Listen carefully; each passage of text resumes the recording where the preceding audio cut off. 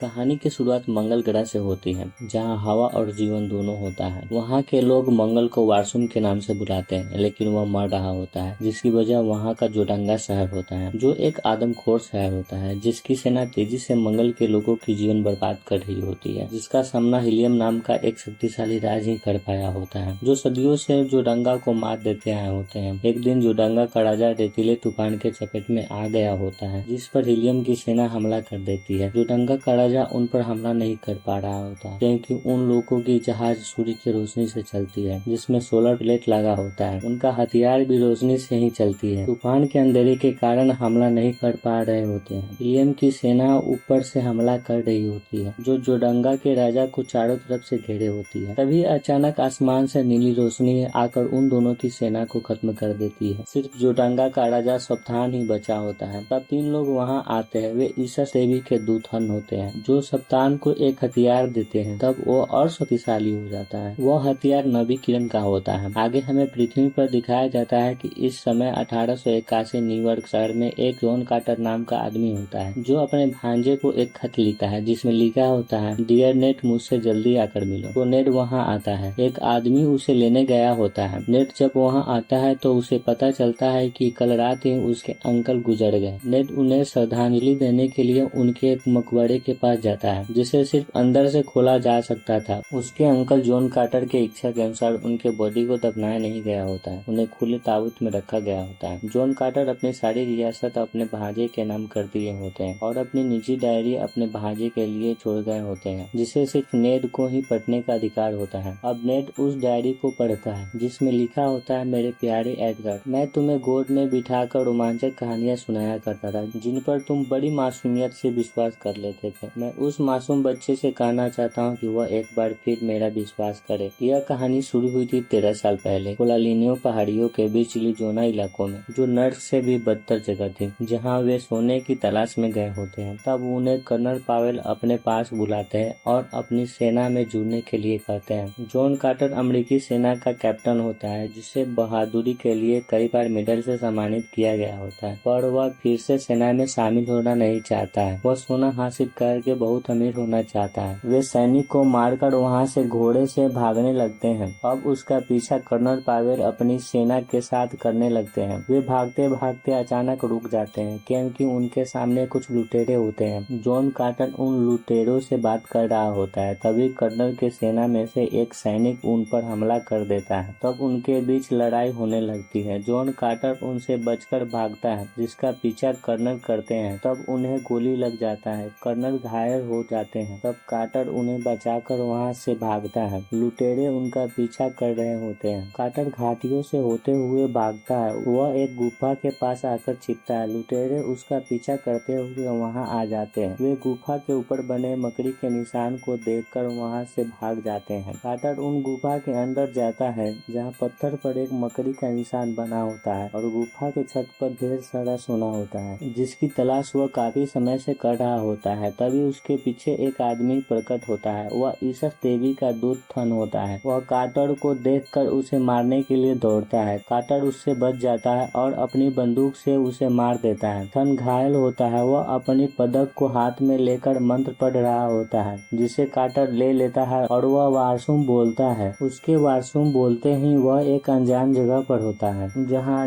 दूर दूर तक रेगिस्तान और पहाड़ियाँ होता है। वह वहां से जाने की कोशिश करता है और आगे बढ़ता है। वह उछलकर गिर जाता है। बार बार वह चलने की कोशिश करता है, पर वह उछलकर गिर रहा होता है। उसे कुछ समझ में नहीं आ रहा होता है कि उसके साथ क्या हो रहा है। वह गुस्से से एक पत्थर को फेंकता है, जो बहुत दूर जाकर गिरता है। तब कार्टर उछलता है। वह उछल उछल कर चलने लगता है। वह उछलते हुए एक पहाड़ी पर पहुंचता है, जहां उसे कुछ आवाजें सुनाई देती है। तो वह पहाड़ के ऊपर बने एक गड्ढे में देखता है, जिसके अंदर बहुत सारे बड़े अंडे होते हैं, जो फूट रहे होते हैं, जिनमें से एक अजीब सा प्राणी निकलता है, जिसके 2 पैर और 4 हाथ होते हैं। उसे दूर से कुछ लोग आते हुए दिखाई देते हैं। तभी उनमें से एक उस पर हमला करता है, तो कार्टर बच जाता है। वह अजीब सी इंसान की तरह दिखाई देने वाला प्राणी होता है। वह उनका लीडर जडाक होता है। दरअसल कार्टर मंगल ग्रह पर आ गया होता है। वे सब मंगल ग्रह के प्राणी थार्क होते हैं। वे सब कार्टर पर हमला करने लगते हैं और कार्टर को चारों तरफ से घेर लेते हैं। कार्टर छलांग लगाकर वहां से भागता है, पर वे सब काटर को बेहोश कर बंदी बनाकर अपने कबीले ले जाते हैं, जहां उनके जैसे और लोग होते हैं। उनका लीडर जडाक उसे कूदने के लिए कहता है, पर जॉन कार्टर नहीं कूदता है, जिस पर जडाक गुस्सा हो जाता है और उसे बंदी बना लेता है। वे सब कार्टर को कुछ पिलाते हैं, जिसे पीकर कार्टर उनकी भाषा समझने लगता है। वह रात में सोया होता है। जब उसकी आँख खुलती है तो उसके सामने एक राक्षसी कुत्ता होता है, जो बहुत ही तेज दौड़ता है। कार्टर अपनी हाथ को जंजीर से खोलकर भागता है, तो कुत्ता उसका पीछा नहीं छोड़ता है। वह कार्टर के छलांग लगाकर पहुंचते ही उसके पास पहुंच जाता है। कार्टर वहां से भाग रहा होता है तो वह पकड़ा जाता है। अब वे सब एक मैदान में होते हैं और कार्टर को कूदने के लिए कहते हैं। तभी उन्हें आसमान में उनका दुश्मन दिखाई देता है, तो जडाक सबको छुपकर हमले के लिए तैयार होने के लिए कहते हैं। आसमान में जोडंगा हीलियम के जहाज का पीछा कर रहा होता है। जोडंगा का राजा सप्तान अपनी नवी किरण से हीलियम के जहाज को हमला कर उसे खराब कर देता है और सारे सैनिक को बंदी बना लेता है। उस जहाज में हीलियम की राजकुमारी होती है, जो अपने महल से भाग रही होती है। दरअसल जोडंगा का राजा नवी किरण को पाकर इतना शक्तिशाली हो गया होता है कि वह हीलियम के पूर्वी सीमा को पूरी तरह से बर्बाद कर दिया होता है और खून की नदियां बहा रहा होता है, जिसके आगे सारे लड़ाकू विमान और काबिल सिपाही नाकाम हो गए होते हैं। सप्तान हीलियम शहर के बदले राजकुमारी का हाथ मांगा होता है। हीलियम के राजा मान गए होते हैं, जिस पर राजकुमारी गुस्सा होकर भाग रही होती है, तो उसके पीछे जोडंगा पड़ा होता है। वह जहाज लेकर भागती है तो उसका जहाज जोडंगा से टकरा जाता है और वह गिरने लगती है। तब कार्टर लंबी छलांग लगाकर राजकुमारी को बचा लेता है और जोडंगा के सैनिक से लड़ने लगता है। वह छलांग लगाकर उनके जहाज पर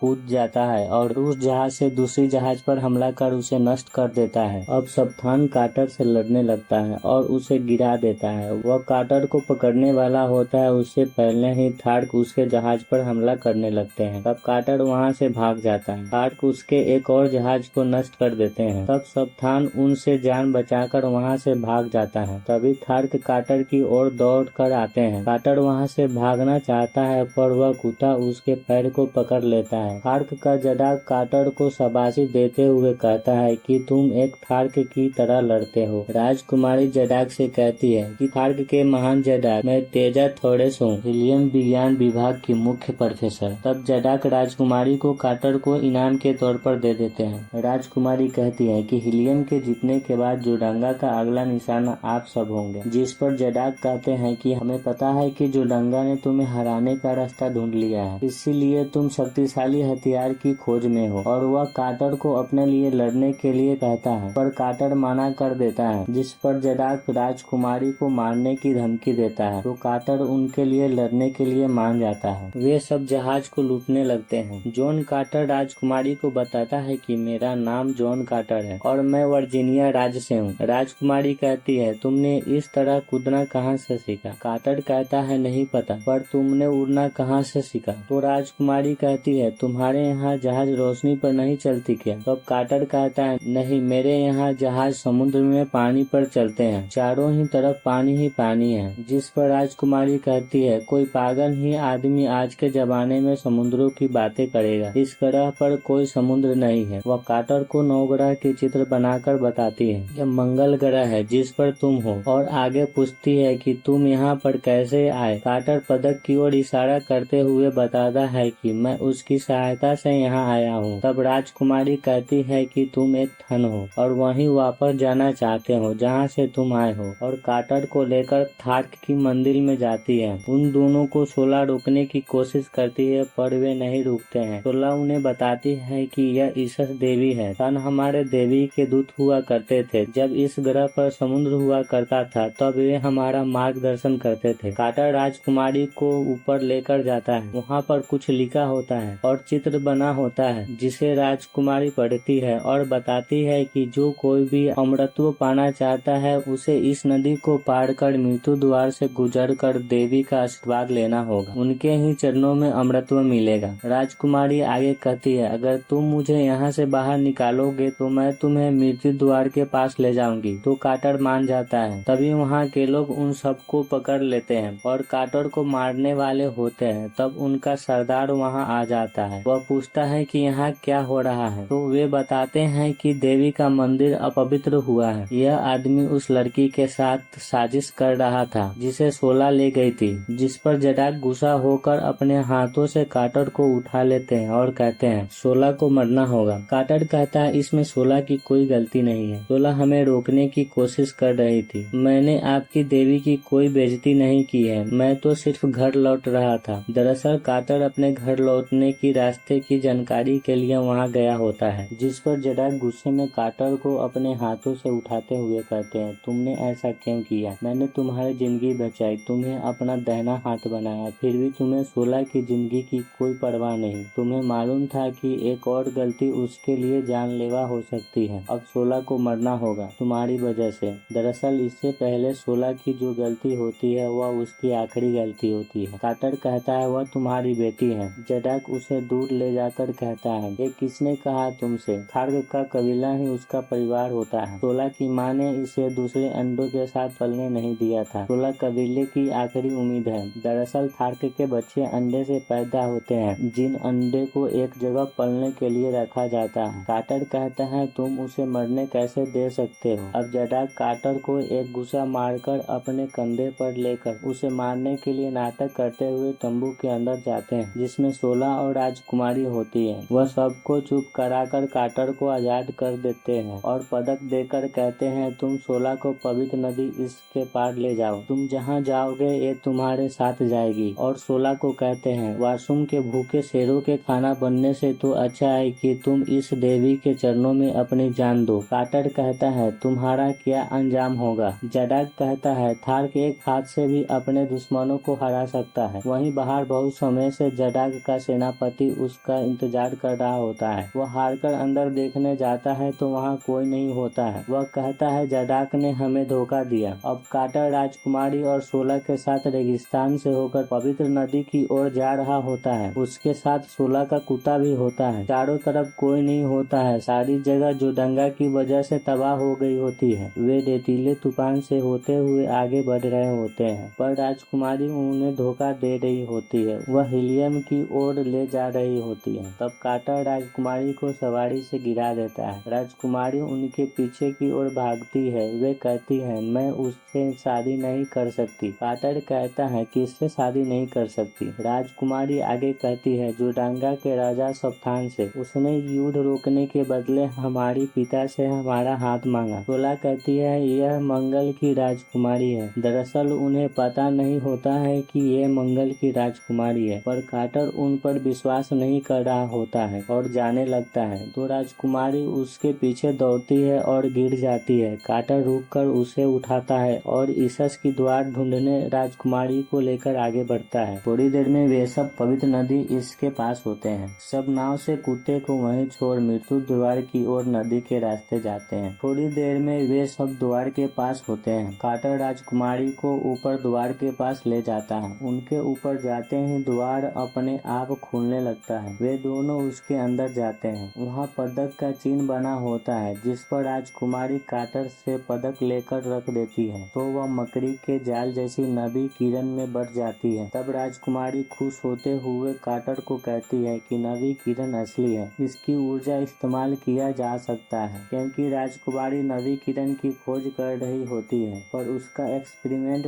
विफल हो जाता है। अब राजकुमारी को पदक देखकर सब कुछ समझ में आ जाता है कि थंस भी असली है और सही में जॉन काटर पृथ्वी से आया है, क्योंकि पहले उसे काटर की बातों पर विश्वास नहीं था। काटर का पैर एक किरण पर पड़ता है तो वह किरण बड़ा हो जाता है और ब्रह्मांड जैसा दिखने लगता है। उन्हें वहाँ पर पता चलता है कि काटर पृथ्वी से मंगल पर एक टेलीग्राम की तरह आया है, जिसका शरीर अभी भी पृथ्वी पर ही है और वह अपनी नकल है। तभी उन्हें कुछ आवाजें सुनाई देती है। काटर अपनी पदक ले लेता है और बाहर आकर देखता है। वह देखता है कि खूंखार बरहून जो थार्ग की तरह दिखता है, वे उन सबको चारों तरफ से घेरे हुए हैं। काटर वहाँ से नाव से भागकर अपनी सवारी से राजकुमारी और शोला के साथ वहाँ से भागने लगता है। वे सब उसका पीछा कर रहे होते हैं। काटर थोड़ी दूर बाद रुक जाता है और शोला से राजकुमारी को ले जाने को कहता है। भूला भी उसके पास वहीं रुक जाता है। अब काटर उन सबसे लड़ने लगता है। वह एक एक कर सबको मार रहा होता है। वह अकेला ही हजारों को खत्म कर देता है। तभी वहाँ एक जहाज दिखती है। वे सभी बरून को मारकर ढेर कर देते हैं। वह जहाज हीलियम का होता है जिसमें उनके राजा होते हैं। राजकुमारी उनके पास दौड़कर जाती है। वे सब कार्टर को बचाते हैं। कार्टर बेहोश हो गया होता है। राजकुमारी अपने पिता से कहती है, इसने मेरी जान बचाई। यह जॉन कार्टर है। यह पृथ्वी का रहने वाला है। उनके साथ जोडंगा का राजा सप्तान भी होता है, जिसे देखकर राजकुमारी उसे मारने दौड़ती है, पर उसके पिता उसे रोककर कहते हैं कि सप्तान को अपनी गलतियों का एहसास है। वह मेरे पास बगैर अपने सिपाहियों के अकेला आया था। उससे आपकी चिंता है। सप्तान अपनी तलवार देकर अपने आप को राजकुमारी के हवाले करते हुए कहता है कि अगर आपके और हमारे देश एक हो जाए तो कुछ भी मुमकिन है। इसके लिए आपको मुझसे शादी करनी होगी। तब राजकुमारी उसके झांसे में आ जाती है और मान जाती है। दरअसल सप्तान उन्हें धोखा दे रहा होता है। वह शादी करके हीलियम पर कब्जा करने वाला होता है। वे सब वहां से कार्टर को लेकर जाते हैं। अब कार्टर को होश आ जाता है। वह जोडंगा शहर में होता है। तब राजकुमारी देजा का सेनापति वहां आता है और वह जोडंगा के सेना को झांसा देकर कार्टर को लेकर वहां से छत पर जाता है। राजकुमारी कार्टर का दूसरी तरफ इंतजार कर रही होती है। कार्टर सेनापति को लेकर कूदता है और राजकुमारी के महल जाता है, जहां पर राजकुमारी होती है। राजकुमारी जोडंगा के राजा से मजबूरी में शादी करने के लिए तैयार हुई होती है। कार्टर उन्हें शादी करने से मना करता है, जिस पर राजकुमारी उन्हें वहां रुककर हीलियम के लिए लड़ने के लिए कहती है। तब वह शादी नहीं करेगी। कार्टर कुछ नहीं बोलता है। राजकुमारी पदक देते हुए कार्टर को एक मंत्र बोलने को कहती है, जिससे कार्टर अपने घर चला जाएगा। कार्टर वह मंत्र बोलता है। तभी वहां सप्तान दरवाजा खोलकर अपनी सेना के साथ आ जाता है, पर राजकुमारी वहां अकेली होती है।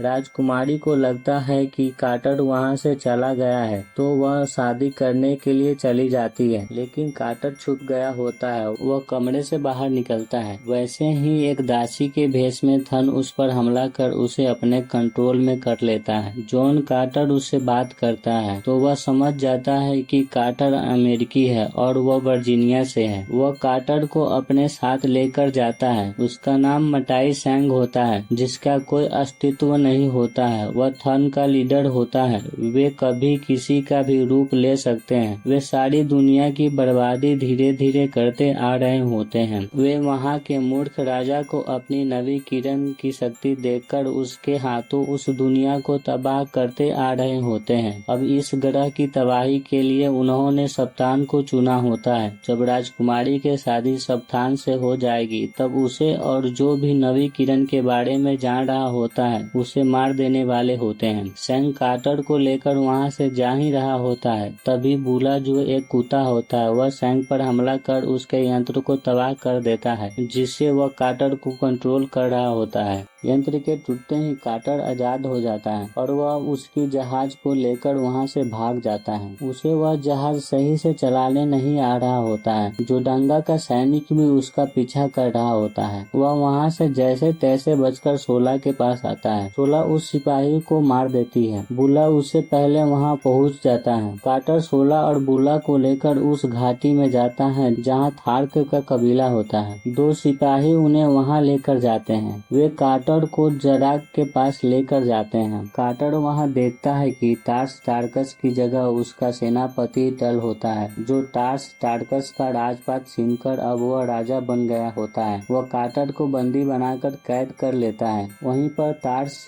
टार्कस भी बंदी होता है। जब टार्स को पता चलता है कि उसकी बेटी सोला भी वहीं पर है, तो वह गुस्सा होकर कार्टर को मारने वाला होता है, लेकिन कमजोरी के कारण वह वहीं बेहोश होकर गिर जाता है। तभी वहां सैनिक आता है और उन्हें एक फील्ड में लेकर जाता है, जहां पर सारी जनता और राजा होता है। राजा कार्टर और टार्स के आगे सफेद गोरिल्ला छोड़ देता है, जो उन दोनों को उठाकर दूर पटक देता है। कार्टर गोरिल्ला से बचने के लिए कूदता है, पर वह कूदते ही गिर जाता है, क्योंकि वह जंजीर से बंधा होता है। तब उस कबीले का राजा दूसरी गोरिल्ला छोड़ देता है। दोनों गोरिल्ला उन पर हमला करते हैं। कार्टर कूदकर बचने की कोशिश कर रहा होता होता है, पर जंजीर से बंधे होने के कारण वह ज्यादा कूद नहीं पा रहा होता है। शोला भी अपने पिता टार्स को बचाने वहां आ जाती है। कार्टर जंजीर से एक गोरिल्ला को बांध देता है, जिससे छूटने के लिए गोरिल्ला जंजीर को खींचता है तो जिस पत्थर से जंजीर बंधा होता है वह टूट जाता है। जंजीर में अभी भी पत्थर का टुकड़ा होता है,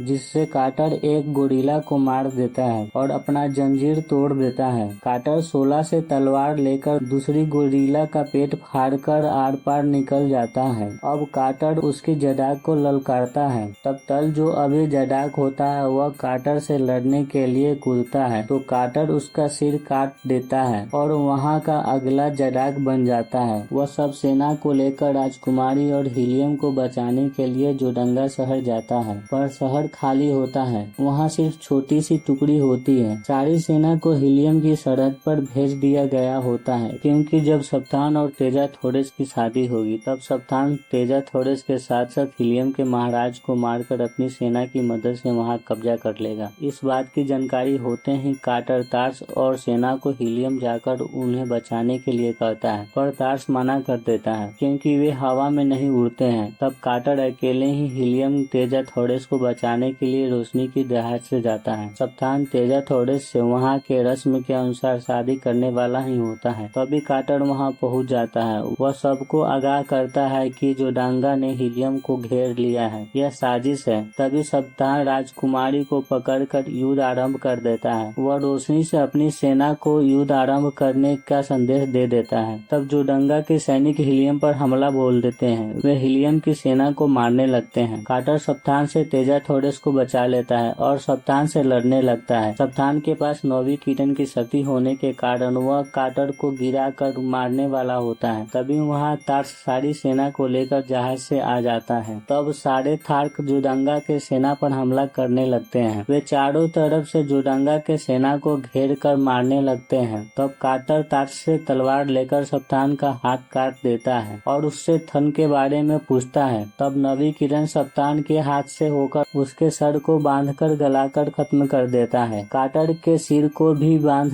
कर खत्म करने वाला होता है। जिस किरण को थन कंट्रोल करके टार्स टार्कस के रूप में कार्टर को मारने वाला होता है, तभी उसके यंत्र पर राजकुमारी हमला कर देती है, जिससे कार्टर उस किरण से छूट जाता है और थन को मारने के लिए आता है। तो थन राजकुमारी का रूप लेकर राजकुमारी को तलवार के नोक पर कर लेता है और राजकुमारी को धक्का देकर वहाँ से भेष बदलकर भागने लगता है। वह कार्टर का रूप ले लेता है। तब उस पर कार्टर और टार्स हमला करते हैं तो वह वहाँ से गायब हो जाता है। अब जोडांगा की सेना हार मान लेती है। हीलियम जीत गया होता है। कार्टर राजकुमारी से शादी कर लेता है। वह राजकुमारी के साथ महल में होता है। कार्टर वहीं मंगल पर राजकुमारी के साथ रहने की सोचकर पदक जिससे वह वहाँ आया होता है उसे फेंक देता है और वहाँ से राजकुमारी के पास जाता है। तब थन वहाँ सेना के रूप में होता है। वह कार्टर को धोखे से वापस पृथ्वी पर भेज देता है। यहाँ पृथ्वी पर जॉन कार्टर उसी गुफा में होता है जहाँ से वह मंगल गया होता है। उसका शरीर जकड़ गया होता है क्योंकि उसका शरीर पृथ्वी पर ही होता है। वह मंगल पर एक टेलीग्राम की तरह गया होता है। कार्टर वापस मंगल पर जाने की बहुत कोशिश करता है पर वह नहीं जा पाता है क्योंकि उसने पदक फेंक दी थी और उसके बिना वापस नहीं जा सकता था। तब उसे ख्याल आता है कि वैसी गुफा पृथ्वी पर और होगा जहाँ थन रहते होंगे। वह दुनिया के